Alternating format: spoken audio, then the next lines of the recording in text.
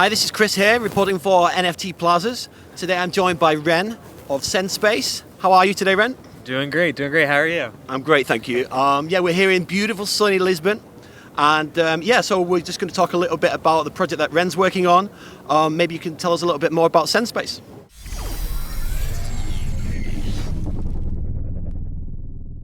Yeah, so Senspace is a newly launched studio building the future of culture in Web3 and the metaverse. And we are based around the world, but specifically are focused on bringing in Japanese creators into Web3.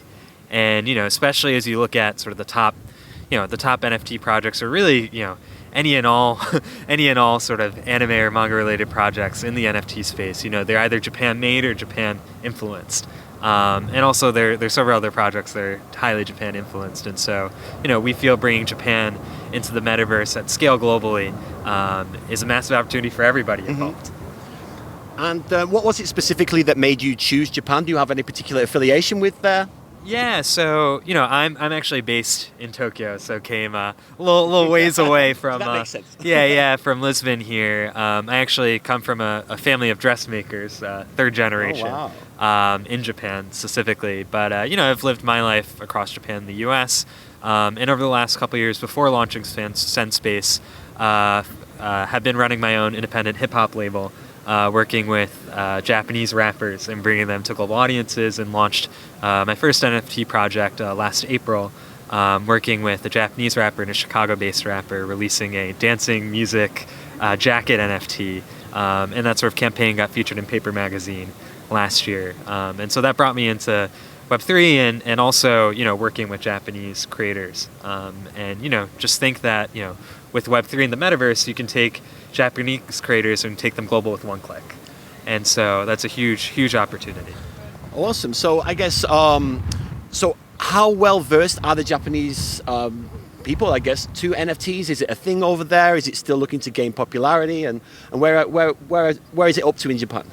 Yeah, that's a really good question. And, it's still very early days. But, again, when you look at, two of the top 10 projects as of today, you look at Clonex, which is Takashi Murakami, and also Murakami also released his own flower project recently. But with Japanese creators, larger Japanese creators starting to enter the space, it's on the news all the time. But in Japan, they're still up to sort of the what is an NFT stage to a large extent. And so if anything, just think, the fact that the market is just getting acclimated with the world of NFTs and Web3 means that the opportunity is so massive in terms of bringing these sort of creators into the space.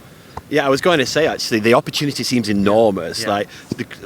I think, if anything, from manga, we've seen like a huge influence, and it's taken a hold of, I guess, the world in terms of the style and the real creativity that goes behind this. Yeah. So you mentioned a little bit earlier about your family's from a dressmaking background. Do you have any plans of maybe dipping your toes into that side of things, but in the metaverse? 100%. And so, as the first project for Senspace, we recently raised funding to launch a virtual fashion brand. And so specifically working with one of the founding members of Hypebeast Japan, as well as somebody who worked at a Bathing Ape. They got the sneakers on today. Nice. But worked at a Bathing Ape for several years, and worked with Verdi, who's one of the top Japanese graphic designers of today, to launch this brand. And so, very excited to bring, really the core of Japanese streetwear and street culture into Web3 and the metaverse. Wow, that sounds really exciting, Ren. I can't wait to see what you guys produce. So I guess, would your relationship with the metaverse probably stop at wearables, or would you look at going a little bit further, maybe having some sort of presence with a store or a venue there? Yeah, that's a really good question. I think we as Senspace have a bit of a unique view on how we think about virtual fashion, which is, really when you think about virtual fashion, it should be something that should be uniquely experienced within a virtual setting.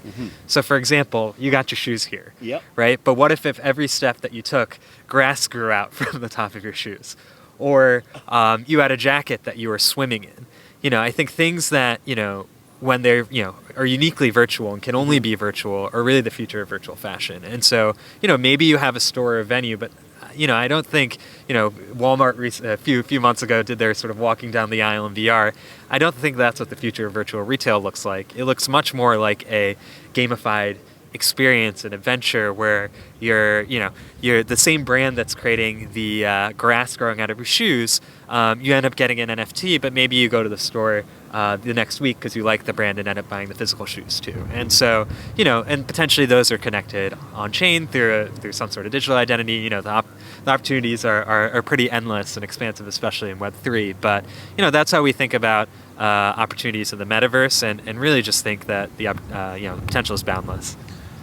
Wow, I can see where you're going with this. You're well and truly down the rabbit hole with the whole creative ideas. 100%. There are no boundaries here. Yeah. I guess that's maybe one of the things that attracted you to this. And did you already have, I'm guessing you already had quite a deep interest in manga to combine those two passions together along with your creativity. Is that where you were going with this? Yeah, I think in terms of thinking about, virtual fashion, in any sort of brands today, you think about what are the biggest virtual fashion brands of today? They're profile picture projects, right? They're the biggest, Puma just announced their collaboration with Guttercat, Artifact, of course, got acquired by Nike, as well as Bored Ape and Adidas. These are, the PFP projects are the biggest fashion brands of today.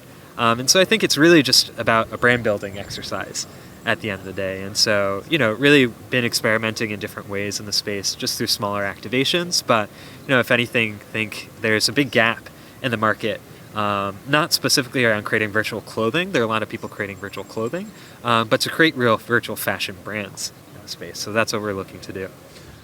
And I guess my final question is, are you optimistic about the future of NFTs in Japan? 10,000%, maybe 100,000%. I think what's really exciting is that in Japan, they very much see it as a creator economy tool more than anything. And I think that really gets at the core of what the power of NFTs are in terms of being able to connect creators and fans directly and create new communities that way. And so, I think the fact that the public perception around NFTs is very positive. There's a huge hotbed of creators. And NFTs are an opportunity to create new markets for those same creators, to go global, especially considering the consumer markets for NFTs are really global at the end of the day. Japanese market's still very much early days. And so, Japan is we're waving the flag proudly and high. And so excited about what's to come. Fantastic. And I guess if anybody wants to learn more about Senspace, where should they go? Yeah, they should go check out our Twitter, Senspace _studio, and you'll see more updates from us, especially within the next few weeks. Actually, fun fact, we haven't said too much about this virtual fashion project yet. So is this an exclusive reveal? This is an exclusive reveal, exactly. I love that. And so, you'll see more coming out of our Twitter around what we're up to, and so definitely check that out if you want to learn more. Fantastic. This is Chris here, reporting for NFTplazas.com with exclusive reveals about NFTs in Japan.